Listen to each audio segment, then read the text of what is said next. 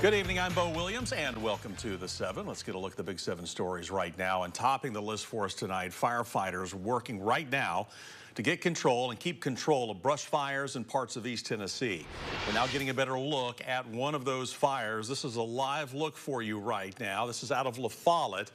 With the sun having set, you can see the flames a little better right now, lighting up that hillside. If you're wondering where this is near North 19th Street. But again, you can see the hot spots there, the flames. The fire crews still have to battle. But again, this is a live look for you right now coming out of LaFollette as that sun starts to set. Again, this fire is now really starting to light up that hillside. So we're going to have to continue to monitor this and keep you posted. Now, we do want to note earlier our crew in LaFollette sending back this video of the flames before sunset. This is roughly 200 yards away from a residential area. We've seen crews from a number of agencies. LaFollette's Fire Chief Jimmy Pack telling us his people are working with the Tennessee Division of Forestry. Pack says fire lines have been set up between the flames and the buildings nearby, but windy conditions have made it tough to keep the fire contained. We'll talk with Ken Moore here in a little bit about the wind. Meanwhile, fire crews in Townsend fighting a wildfire near Wares Valley Road. At last check, it was 20+ acres in size and just about 20% contained. All of this coming to us from the Townsend Volunteer Fire Department. As a matter of fact, a viewer shared this video of the smoke earlier. We're told one house was in danger, but we understand it's now safe, although the wind has apparently caused some issues for those fire crews. Now, we're keeping an eye on the fire department's progress, and we will let you know when we learn more. Our next big story for you, hearing from the daughter of a shooting victim. Tonight, the suspect in his killing still on the run. The victim, Sherwin Harris, died last week. His body found on McCalla Avenue.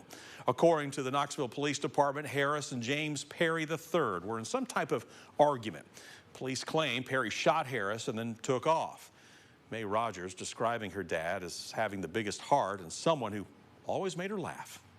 Light up the room, very loud.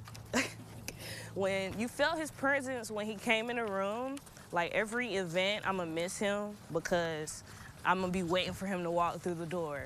But it's okay, you know, this just happened. Rogers says her dad had just celebrated his 50th birthday before he was killed. Now, James Perry III faces charges of voluntary manslaughter and weapon offenses. If you have any information that can help out investigators tonight, you are asked to call the East Tennessee Valley Crime Stoppers. We've got the numbers right there at the bottom of your screen. It's 865-215-7165.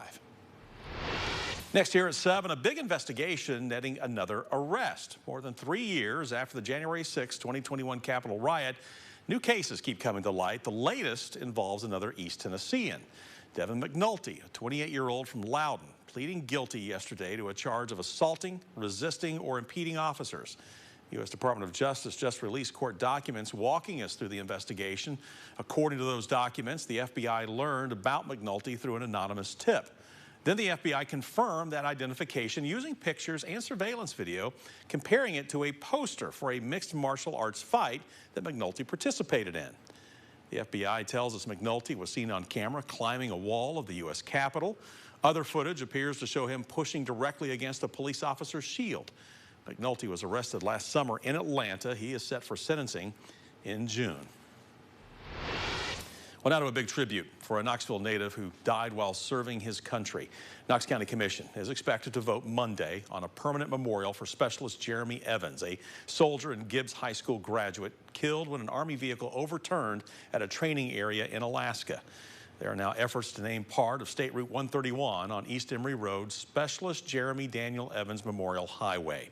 If County Commission votes to support the resolution, it will then go to the House and Senate. Evans' family says they've seen support from the Gibbs community and beyond. I think it's an honor for them to do that. Matter of fact, we have just received a certificate from Alaska, from the legislature up there, memorializing him. And so for us, when things happen because of him, for what he's been through and things like that, I mean, I think it's great. Representative Dave Wright is the House sponsor of the bill, and Senator Becky Duncan Massey is the Senate sponsor. The historic Parks Belk building in downtown Morristown is now being demolished after the more than a century-old structure was intentionally set on fire last month. You may remember this video of those flames flying into the night sky that we just showed you back on January 2nd.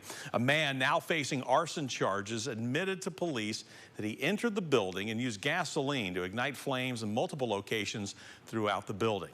The city of Morristown posted these pictures on social media today, now that demolition has started. The area surrounding the building has been closed off since the fire and will stay closed as the building is being demolished.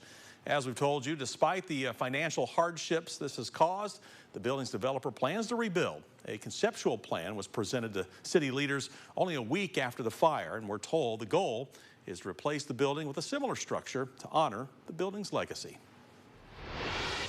Our next big story, gauging the impact of potentially getting rid of Tennessee's grocery tax.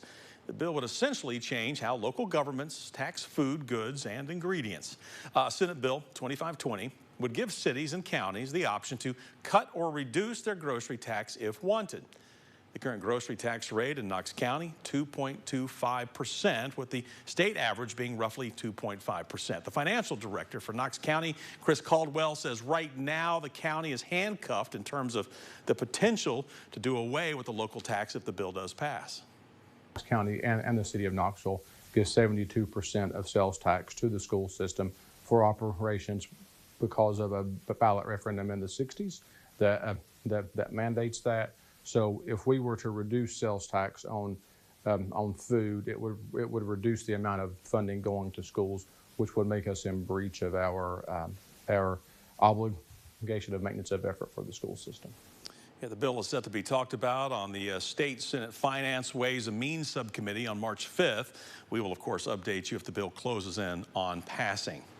And we wrap up our Big 7 for you. More support for the family of a deputy killed in the line of duty. There was a line wrapped around the Alcoa Culvers today, all to show support for the law enforcement community and late Blount County Deputy Greg McCowan. Now, the Culvers off of Alcoa is donating a portion of all their sales today to the Police Benevolent Fund, giving back to Deputy McCowan's family. And the community has definitely come out to show support. We're told customers even set up a tip jar because they wanted to donate extra funds to the family. The assistant manager, Amy Wagner, tells us she comes from a law enforcement family and felt called to help however she can. To see respect for the police department is a very welcome thing in this day and age. They don't get enough respect, in my opinion. We just want to do something special for them, let them know we're behind them, we support them, we're proud of them. Again, 10% of all proceeds today will go toward the McCowan family. Culvers of Alcoa open until 10 tonight if you want to stop by and contribute.